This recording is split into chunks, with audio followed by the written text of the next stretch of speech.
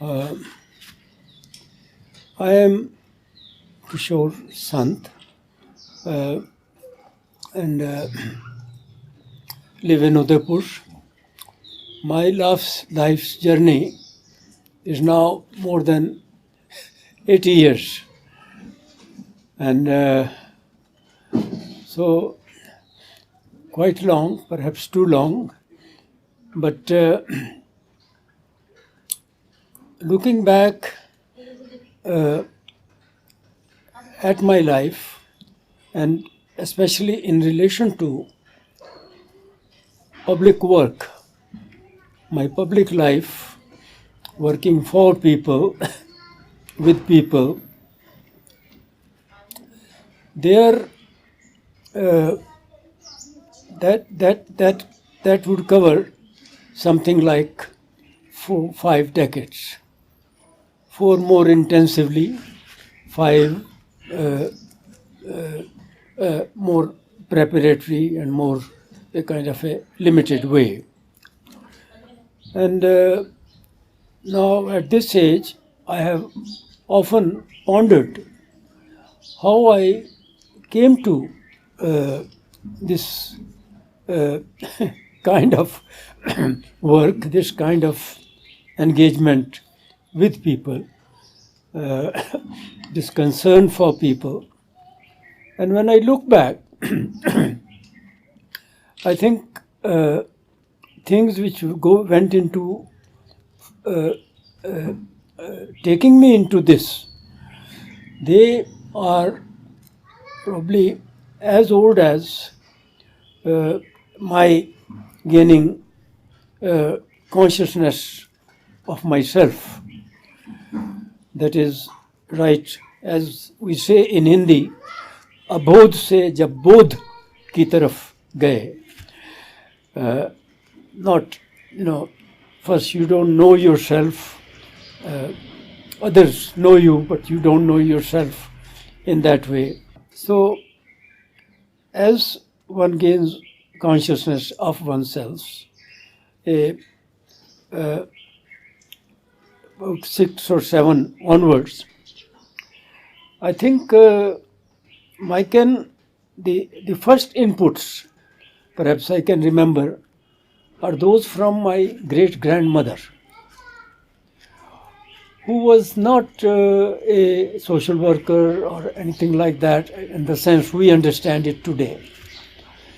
She was not even educated in that. She was, but she was highly learned, and her knowledge came from our own traditions and from the oral traditions, kathas, Purans, that she heard, recitals, bhajans, all that, performances of the whole Hindu stories. And lot of that, also the stories not only of the Hindu tradition, but since we are from Punjab, on the frontier side of the Punjab, also from the Middle Eastern, the Western Asian tradition. So the tales of Alaf Laila,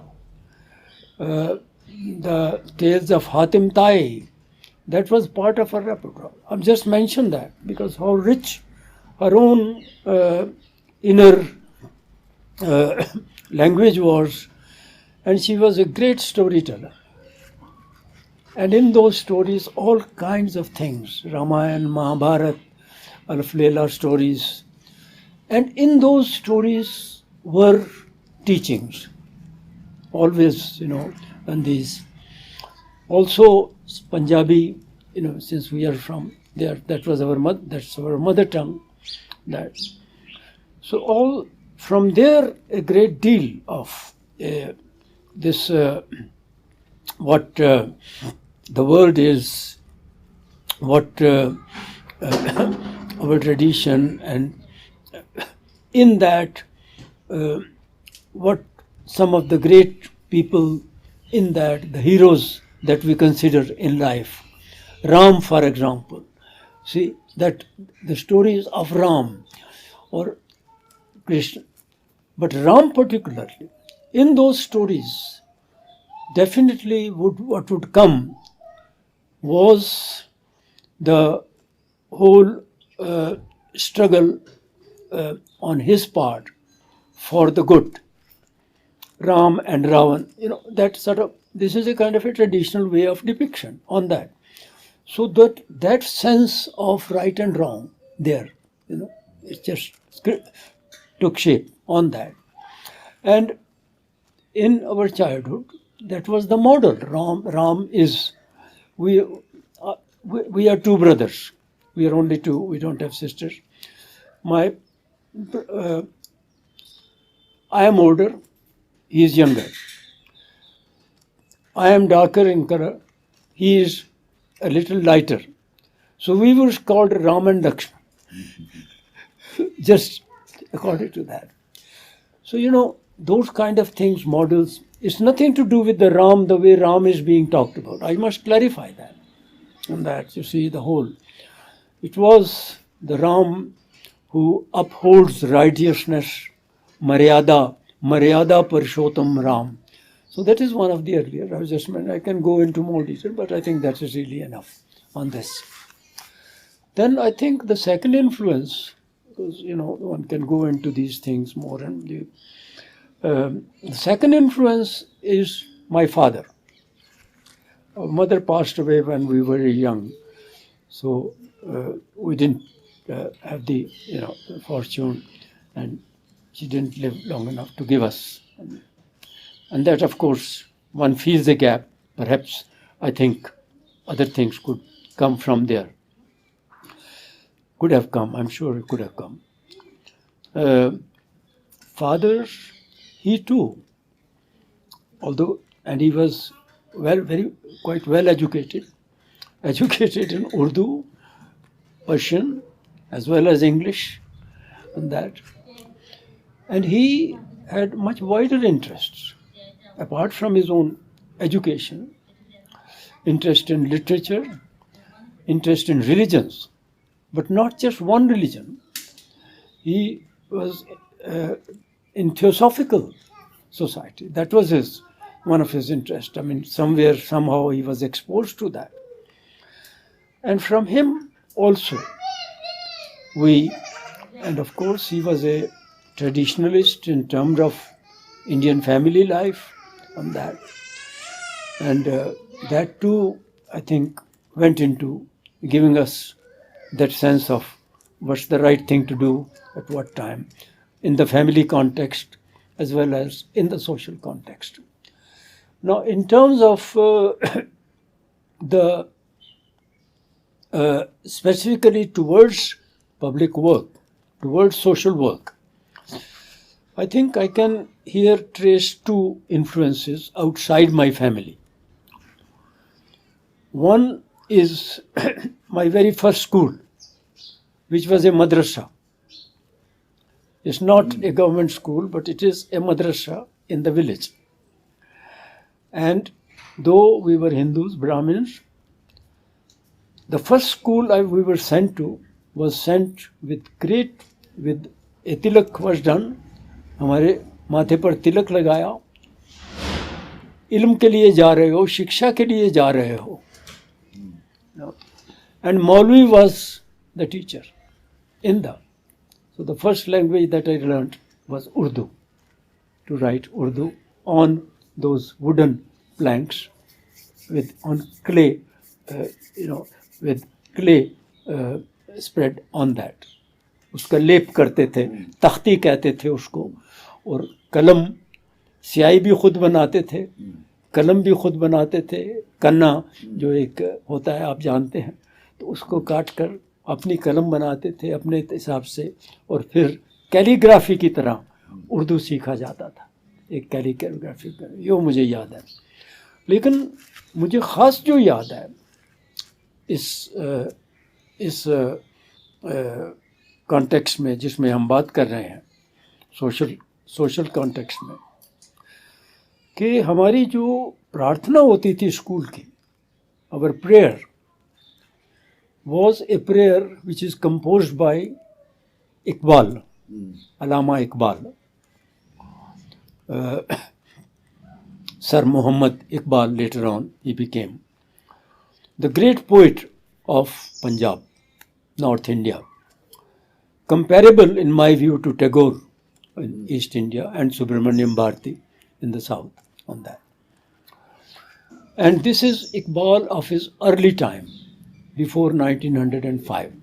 And that poem, it went something like this.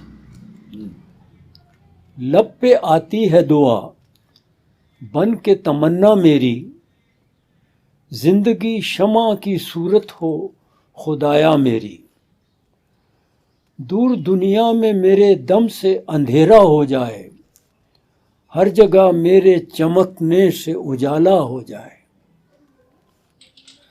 हो मेरा काम ज़ईफ़ों की हिफाजत करना, दर्दमंदों की गरीबों की खिदमत करना। और भी है, मेरे अल्लाह बुराई से बचाना मुझको, नेक जो राह है उस राह पे लगाना मुझको। अब इससे ज्यादा पावरफुल चीज क्या हो सकती है? रोज पढ़ाई, रोज प्रार्थना। The school day started with that, खड़े होकर और गाकर, सब गाते थे। लपे आती है दुआ पन के तमन्ना मेरी, जिंदगी शमा की सूरत हो खुदाया मेरी, दूर दुनिया में मेरे दम से अंधेरा हो जाए, हर जगह मेरे चमकने से उजाला हो जाए।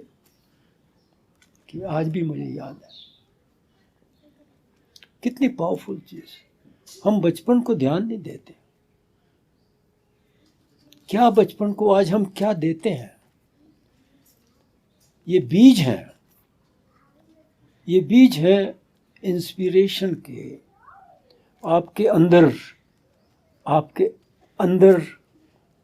वो जो भी है, अगर आप उसके, if you are ready for it, if you have those inclinations inside, it's not just one way, and then they sprout, and that you give the response. This is the call through the prayer to the divine, on that लब पे आती है दुआ। Prayer क्या है? ये अब सब बाद में पता लगता है इन चीज़ों का सारा, लेकिन शुरुआत वहाँ है। एनीवे, अब बहुत अगेन इसमें बहुत बात की जा सकती है, लेकिन काफ़ी है। दूसरा, अब देखिए हिंदुस्तान, पंजाब, इंसान किस किस चीज़ का बना हुआ है। दूसरा, मैं थोड़ा जब बड़ा हुआ, थोड़ा मेरा ख्याल है 9वीं 10वीं की तरफ, 8वीं 9वीं 10वीं की तरफ, तो हमें कुछ ऐसे हालात थे घर में, फैमिली में, तो हमें गुरुकुल भेजा गया। शुरुआत एजुकेशन की होती है मदरसे से, बीच में मिशनरी स्कूल भी आ जाता है। डैनिश हाई के उसने ये तेरा पिताजी ने, आपके पिताजी ने जानबूझ के ये अलग अलग किया था ना, ये हो गया। ये अपना ये जिंदगी उनकी जो सर्कमस्टांसेस, इसी वो टाइम, ऐसी अब ये अपनी पर्सनल जो कहानी, क्योंकि उसमें क्या था, वो बड़ा डिप्रेशन का टाइम था, और एजुकेटेड होते हुए भी वो कई बार बेकार थे, काम ढूंढना पड़ता था। उन्होंने बीए और बीटी किया। BT means bachelor of teacher, तो वो बीए बीटी थे दोनों में, और अच्छे टीचर थे, the good teacher, very strict teacher but a good teacher. But jobs, if you were able to get a government job, that's a different thing. But he was not various family circumstances. So in that, he had to go to different jobs. And therefore, again, I don't want to get into too many personal things. So he was a teacher in what was known as at that time Danish High School. That was a missionary school. And with that, there was a college also, Gordon College, a very famous college of Rawalpindi. In Rawalpindi. In Rawalpindi. Rawalpindi, yeah. I'm sure it must be still there. Yeah. Very beautiful building. That, and our school was an adjunct of that. Was a preparatory. It's called Danish High School. I don't know what the name, where the names came out. But there it was very formal, and we were there, my brother and I, very short time, etc. But then we went to the Gurukul, and because for the whole public thing, although I remember in the Danish high school also, we used to have civic lesson in civics, and in that, this public service component is there, on that.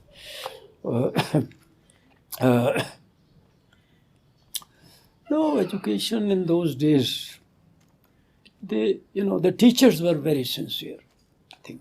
In whichever field of education, very sincere teachers. Even in government service, on that. So they gave you more than just the curriculum, always. So I think one has to recognize that. In the Gurukul, what I think I think it was an Arya Samaj Gurukul. थोड़ा पानी ले लें आप. आप नहीं, बस मैं नहीं दूँगा. तो वहाँ एक नेशनलिज्म की भावना बड़ी उसमें उस वक़्त, मैं प्री इंडिपेंडेंस डेज की बात कर रहा हूँ, 40s, early 40s में, it had, I think those sentiments were very strong around the country at that time. And being a Gurukul, Sanskrit was the base of our teaching, and the Vedas.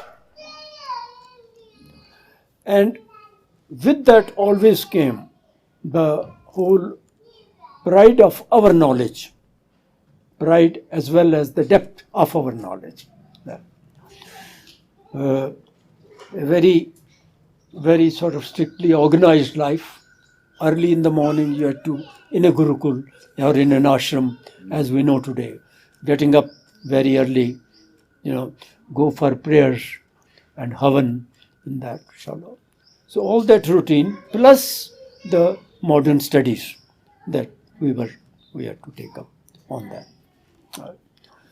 So there also a stress on Desh Seva.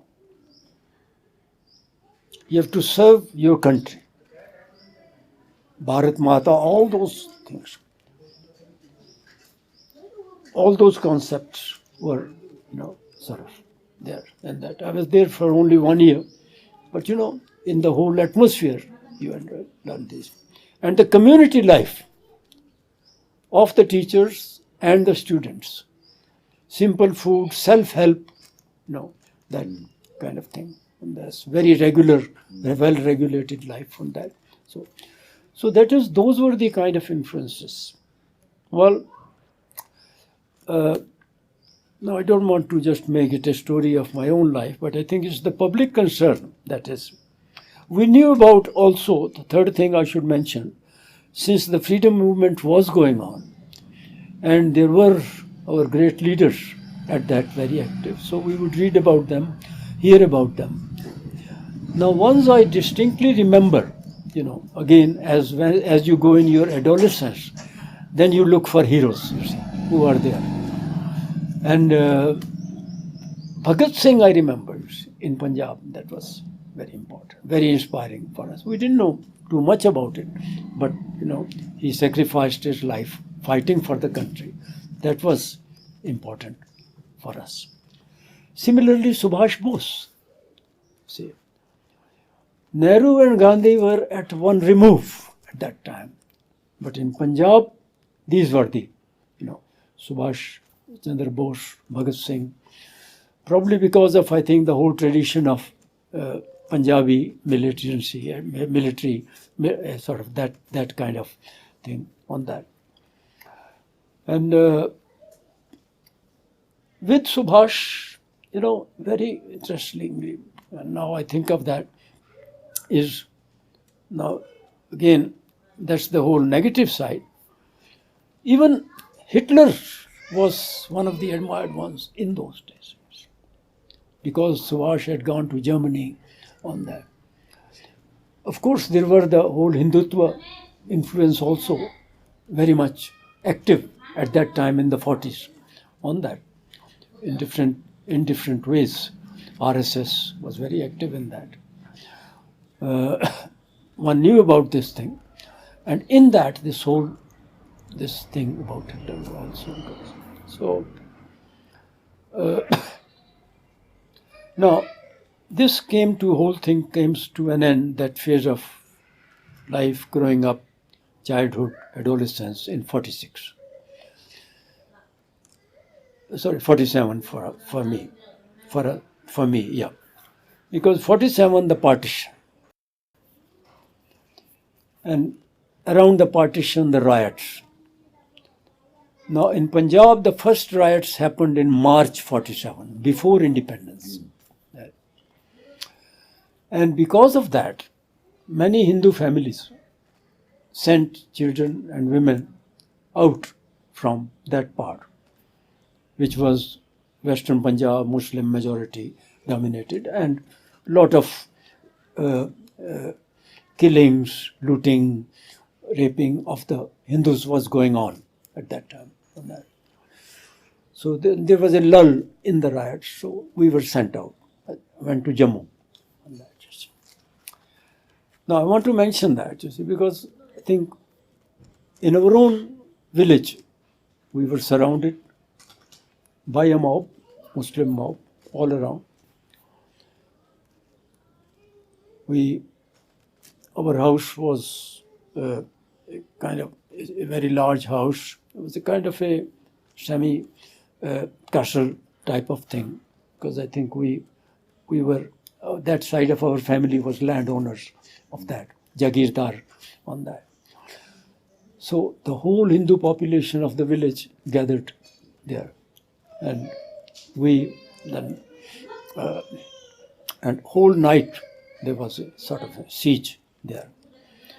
But luckily, some of the I think the local religious Muslim people had a very good relations with the Hindus, Sikhs, because the relations, trade वगैरह, किसान काम करते हैं, ये वो सारा, it was all there. See, life was normal. There were no tensions before all this erupted. So there, then one of the religious leaders or a Sufi, somebody went and talked to the Muslim crowd, their leaders on that, and persuaded them to disperse. I think if that hadn't happened, I don't know where. We would probably not be here, certainly. That left this long. So, survived that, and then we came to Jammu.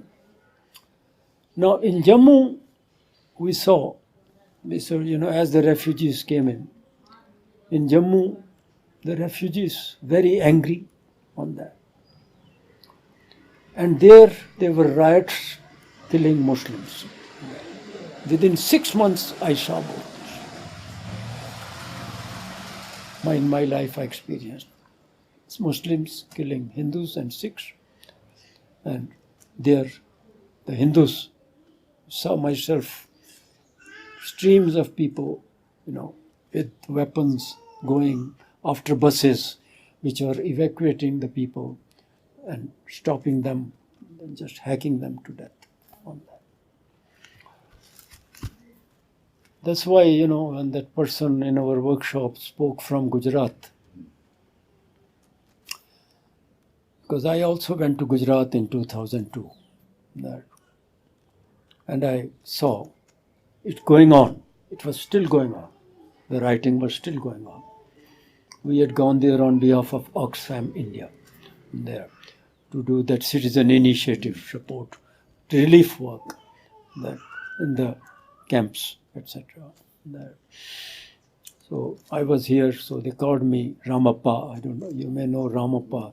He was with Oxfam at that time. Yeah. So he called me and I went there 2-3 days. And that brought back the whole 1947 scenario, what I saw in Jammu.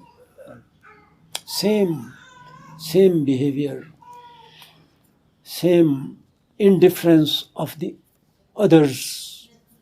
In fact, anyway, so we don't want to go.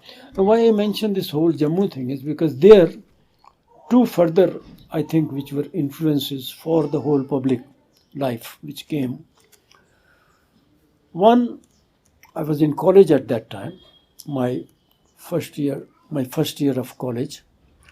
In those days, after matric, I did my matric in Punjab, in West Punjab. After that matric, you go for the intermediate in those days. So I was in the first year, and there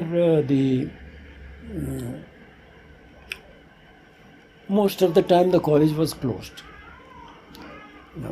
Disturbances in that. Prince of Wales College, I think now it's called Mahatma Gandhi University in Jammu. And so we were sort of associating with various kind of, young, loose people with and I remember some of the groups quite active there. The RSS was very active. They would sometimes take us along to their shakhas. Socialists were very active in that area, in Jammu, especially amongst the peasantry, they were organizing the peasants in that. And we used to tag along with those. There was one very hefty chap, heftier than you are, say. He's named Sardar Sikh, Nikka Singh, I remember. And a really very sound and a very good speaker to the communicator to the peasantry. So I remember that. So we saw that often there was work to be done as volunteers. So there was voluntary work to be done to do road construction concerned with the movement of the troops in that region at that time. There was also people, because of the riots, who were displaced and took to the hills. So some of us went as volunteers to persuade them to come back, to settle down on there. So that was part of that. I also remember when we were doing this voluntary work for road construction. I'm 14, 15 years old at that time. Sheikh Abdullah coming there, just making a tour of the state. I think by that time he was probably the chief minister, or whatever they were called at that time. So I remember, and he stopped to talk to us, encourage us in that. Yes, you're doing good work, important work. And then I want to specially mention seeing Gandhiji. And this is in August, before independence, 4th August, 1947. Before independence, before the invasion, tribals, Pakistan, before partition, which was in October, the invasion, etc. Gandhiji had gone on a tour of Punjab, and then he was returning via Srinagar. I think he also had some work in Srinagar, because the whole question of the partition, this way, that way, that was going on, would go where. And the Maharana and the National Conference was already in place. So he had some, and probably the Congress took him some, I think, I don't know too much, that is history. But he came then to Jammu from Srinagar on that. And that I remember, because that day, that evening, his usual prayer meeting was arranged in a site outside Jammu. August, rainy season, green everywhere. But the site was quite an uneven kind of site. I remember that. And arrangements were made for a small hut which was already there or built, in which he could stop before coming to the prayer. We went there, curiosity at that time. But strange atmosphere at that time. People were not at all happy with him, because lots of refugees and Hindus that time.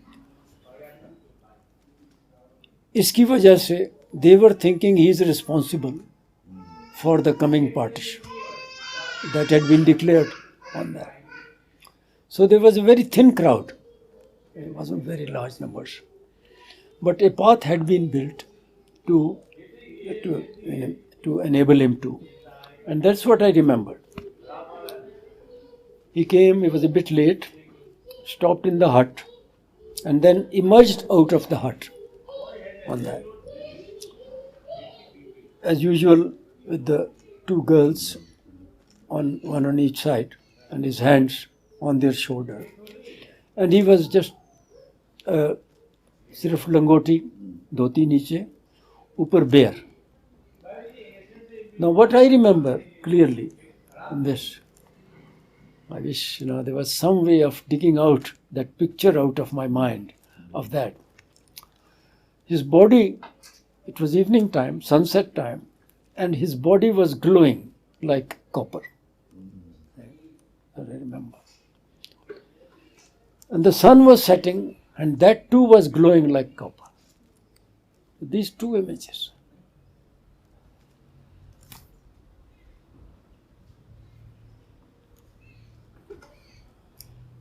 Who is reflecting who?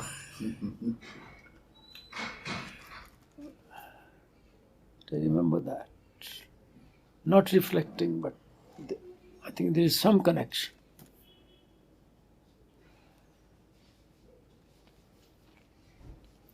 And that has never left me.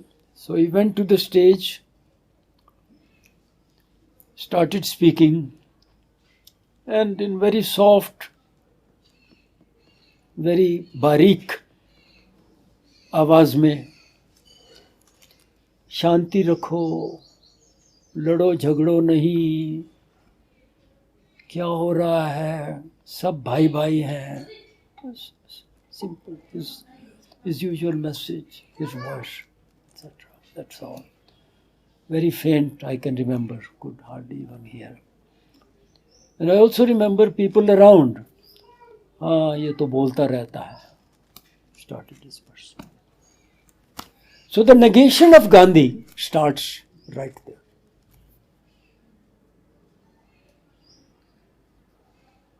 And then of course 30th January आ रही है. 30 January 48.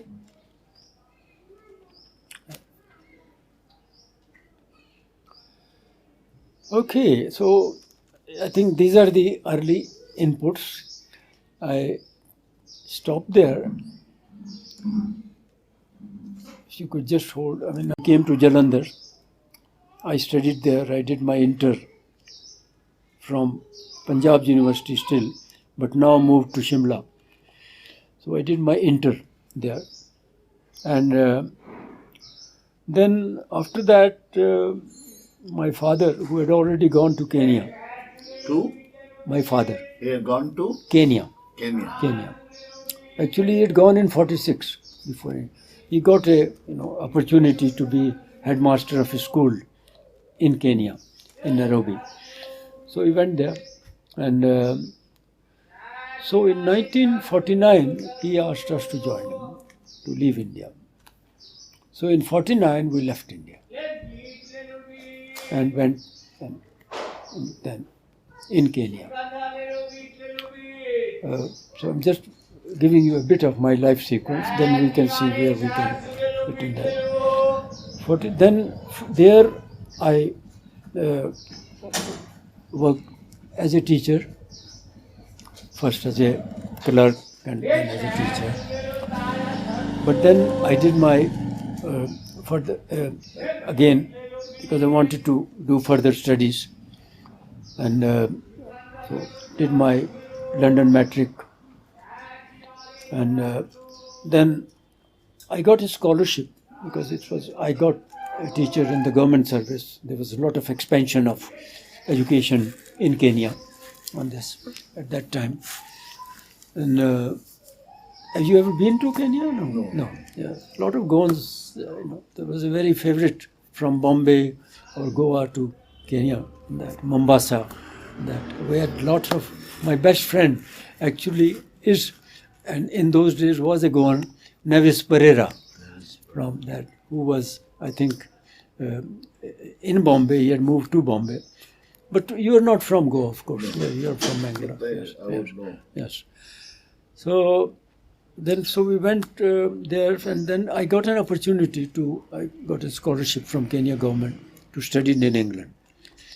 So studied for 5 years in England, geography, that was my subject. Then education. My professional training was in education. So then came back to Kenya. I worked in Kenya until 1968. I was in government service in Kenya. And from there, then we came in touch with some American students from a 60s, 60s America, 68. That this was middle 60s. The students had come, and a whole new kind of experiments in education were being tried out in America at that time, in the 60s, on that, because there were student revolts there. Students just left classes. What you hear, these teach-ins, etc., that you hear now in JNU, they started at that time. The teachers would also come. We only heard of the flower children of that time. So that was one aspect on that. Woodstock and all that. That was one aspect.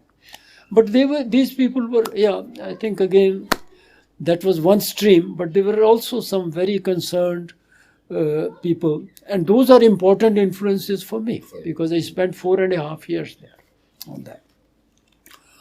And really, I think that is what gave them shape to my further life. In all this, I always wanted to come back to India.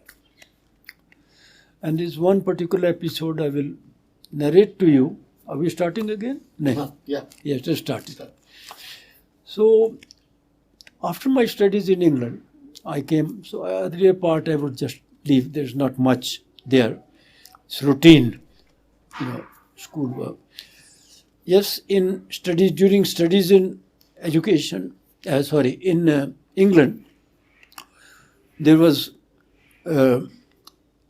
I think again, the whole public work, public concern with the whole public life, that too, although we had our subjects, but outside the subjects, there was also a lot of opportunity to hear talks on other things, current affairs. My specialization was political geography. So about politics, there was also a very well-organized student union. And I was also quite active in that. And that student union was, at that time, the leadership. And in England, especially, I was in Hull University. I was not in the Oxford, Cambridge, what is called Oxbridge, not that system, but in what's called red brick universities. And these were especially set up. They had started as colleges with London University and others like that. But they were attuned to the working classes and the middle classes on that. And our Hull University was very strong on that side. So we had a very strong union with the labor kind of socialist kind of orientation on that. So I was had experience. I remember one in 1956 when there was the Suez crisis. In historically, you may remember when England and France, I mean when Nasser nationalized Suez Canal, so they attacked on that. And I remember a meeting of the student union, general meeting which was called, and there we passed, Anthony Eden was the Prime Minister, and we passed a resolution condemning the attack by the UK government on Nasser, on that. Just see that. Anthony Eden was Conservative Party leader at that time. So those were, very kind of encouraging. Along with my other studies, I started reading about India, that whole thing, wanting to recover my own culture. As sometimes in London, when the programs of, say, dancers like Uday Shankar, Ravi Shankar's brother, when they came, so we went and sought out those. Satyajit Ray's films, they were very much in that. So I remember seeing in London, in a theatre in the 50s, Pother Panchali. And I cried and cried throughout the film. John. That. Why? Because it took me back to my childhood. Those scenes of children going to see the train coming, that, you see, that. So, in that way, the link somewhere in India, that remained, my childhood on that. And that whole yearning to want to be back there, etc. So when I came back from England to Kenya, again in teaching, I remember one, and again I'm sharing this whole leads towards reviving, towards the India, towards public life, being abroad on that. There was this is in Mombasa. So there was at that time, 59, I'm talking of, a British Council library there. It was still a colony. It didn't become independent till 1961. In that. Still a colony and good collection of books, and we always used to. And I had come back from England, so I had good contact with the person who was in charge of the British Council, library, etc. We started some social activities in Kenya also at that time. Youth Hostel Association, for example. Film Society. I was fond of very, wanting to see the whole art type of films, etc. These things had started during my time in England. Music, classical music, listening to Western classical music, and that, all that, one thought. Without abandoning my Indianness, I was able to grow into these things, modern things, and that British, English. So there I just came across a book by Hallam Tennyson. No, you won't have heard of him. He was a British Quaker Society of Friends on that. So he had gone to spend in around 57, 58, 3 months in Odisha with Vinoba Bhave, who was at that time there on Bhudan Gramdan Yatra, which went on, started in Andhra and went on till 60s, early 60s. So Hallam Tennyson went and spent 3 months on the march with them. And he came back and wrote a book called The Saint on the March. It's available. What's that? Have you ever come across it? I've seen it. You've seen it? Yeah. It's in fact even on the stands now. Now that book, I read that non-stop. And 3 nights after that I couldn't sleep. I still don't understand why. And the only thing I remember that is, you should be there, you should be there. That call from inside. You should be that movement.